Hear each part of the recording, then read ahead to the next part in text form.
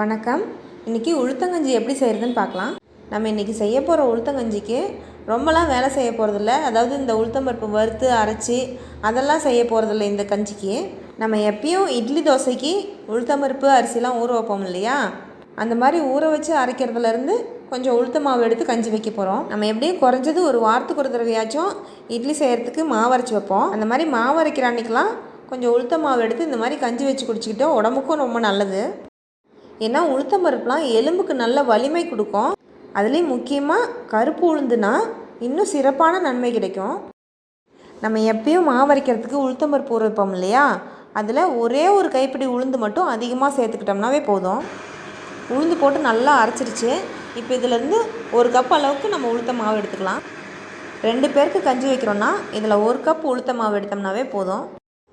இப்போ இதில் 1 கப் அளவுக்கு உளுத்த மாவு எடுத்து வச்சுக்கிட்டோம். இப்போ இது இனிப்புக்கு தேவையான அளவுக்கு நாட்டு சக்கரை எடுத்துக்கலாம். அதுக்கு ஒரு பாத்திரத்தில் நான் 2 தேக்கரண்டி நாட்டு சக்கரை சேர்த்துக்கிறேன். ஆனால் இந்த இனிப்பு எல்லாருக்கும் பத்தாது.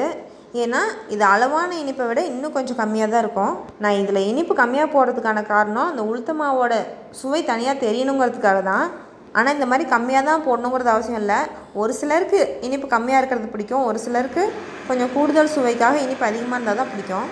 பொதுவாக இந்த அளவுக்கு மாவு எடுத்துக்கிட்டோம்னா அதுக்கு 3.5 தேக்கரண்டி நாட்டு சக்கரை எடுத்துக்கிட்டோம்னா அதனோட இனிப்பு அளவாக இருக்கும். இப்போ இந்த நாட்டு சக்கரையில் 1 கப் அளவுக்கு தண்ணி ஊற்றிக்கிறேன். இந்த சக்கரை கொஞ்சம் நேரம் கரையிட்டோன்னு வடிகட்டிக்கலாம். இப்போ கஞ்சி வைக்கிறதுக்கு ஒரு பாத்திரத்தில் அந்த உளுத்த மாவு எடுத்து வச்சோம் இல்லையா, அதை எடுத்து சேர்த்துக்கலாம். இப்போ இந்த மாவுலேயே அந்த நாட்டு சக்கரை தண்ணி இருக்கு இல்லையா, அதை எடுத்து வடிகட்டி நல்லா கலந்துக்கலாம். இது உளுத்த மாவுங்கிறதுனால அந்தளவுக்கு சீக்கிரம் கரைஞ்சிடாது, அதனால் கையிலே கரைச்சிக்கலாம். இந்த மாவில் எதுவும் சின்ன சின்ன கட்டிகள்லாம் எதுவும் இல்லாமல் நல்லா கரைச்சிக்கணும். இந்த கஞ்சி வைக்கிறதுக்கு முக்கியமாக நம்ம மிதமான தீயில தான் வச்சுருக்கணும். ஏன்னா தீ அதிகமாக வச்சிட்டோம்னா அடியில் பிடிக்கும், அதனால தான் சொல்கிறேன். இது கொஞ்சம் கொஞ்சமாக சூடு ஆக ஆக நல்லா கிளறிக்கிட்டே இருக்கணும். இந்த உளுத்தங்கஞ்சை நல்லா கொஞ்சம் தண்ணியாட்டமும் குடிக்கலாம், அப்படி இல்லைன்னா இன்னும் கொஞ்சம் நல்லா கெட்டியாக விட்டு ஸ்பூனில் அள்ளி சாப்பிட்ற மாதிரியும் சாப்பிட்லாம்.